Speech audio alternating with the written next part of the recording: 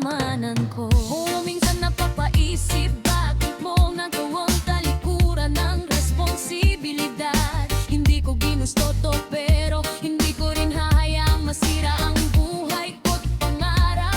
Araw-araw kong kakayanin, trabaho, pagod, handa kong akuin. Dahil ang anak ko ang tanging dahilan kung bakit ako gigising at lalaban muli bukas. Kahit wala ka na, di ako mawawala. Dahil may ngiti sa aking tiyan na nagsasabing, Mama, kaya mo yan. Binuntis mo, tapos iniwan mo. Walang paliwanag, iniwan mo kaming sugatan at wasak. Pero kaya ko to, kakayanin ko. Dahil may munting anghel na nasa puso ko, na nagpapatibay, nagbibigay lakas sa akin ngayon. Kahit pinuntis, iniwan mo. Hindi ako nag-iisa, may anak akong kayamanan ko.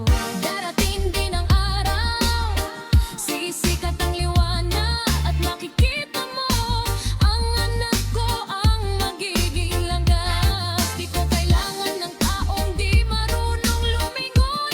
Mas pinili mong tumakbo habang ako pinili kong magmahal at maging magulang na totoo.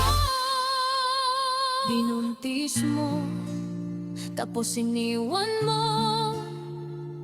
Pero salamat dahil mas natutunan ko na kaya kong tumayo kahit nag-iisa. At kaya kong magmahal ng buo bilang ina. Mama, ay ang hila kong hawak ngayon, na siyang dahilan ng bagong simula.